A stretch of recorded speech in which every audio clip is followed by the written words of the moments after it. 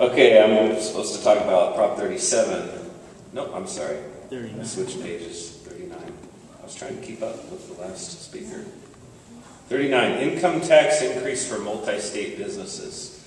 That's what we need. What 39 basically is to change the tax law for corporations. Presently, corporations that are multi-state, meaning they do business in more than one state, and maybe even located out of California, have the option to pick one of two measures, or methods to pay tax in California. And what 39 does is it forces businesses to only pick one option. In other words, it eliminates the option that is currently basically less tax and forces them to pay a higher tax in California. 39 purports to raise money to pay for schools and also to fund energy efficiency and clean energy jobs. Oh, yes. Yeah, do 21. It's anticipated that it will raise about $1 billion a year.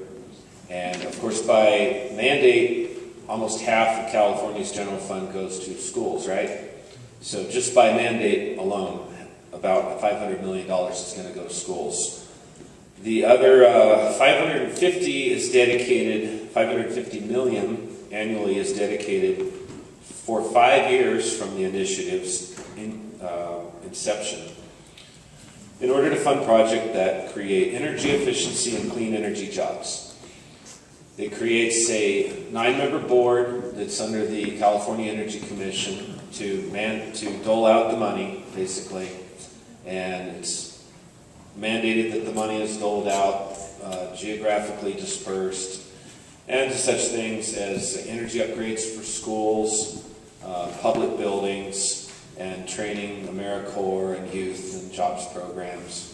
And we all know that these sort of jobs can be very menial jobs, and they'll call it a green job.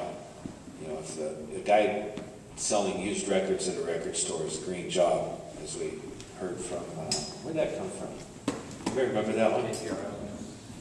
No, it was one of the Senate things. But yeah, a guy selling used records is a green job because he's recycling. So, very skeptical of the type of clean energy jobs that this is talking about. But the net effect is it's a tax increase for multi-state businesses. And so we can all wonder if it's going to drive business out. Probably not, because what they're doing is they're saying your tax is going to be based on your sales revenue, not on the number of people in the state. And that was the other option that companies could choose. They could be taxed based on the number of employees and the presence of their physical business. So they're saying, get rid of that, we're only going to tax you. You have to pick sales. So unless companies want to reduce their sales, I'm not sure it's going to really eliminate jobs from the companies or eliminate revenue.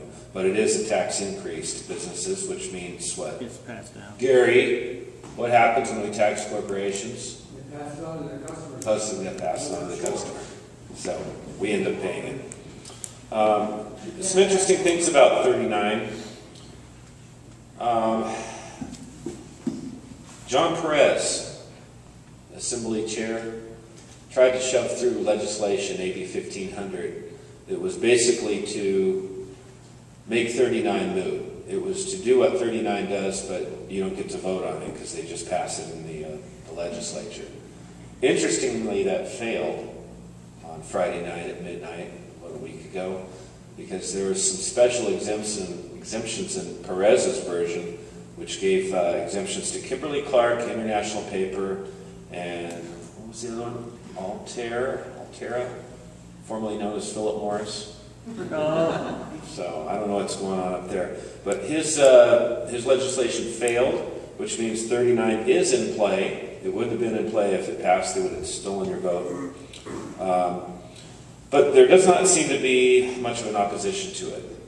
And I suspect it's going to pass on the feel-good, raises money for schools, clean energy.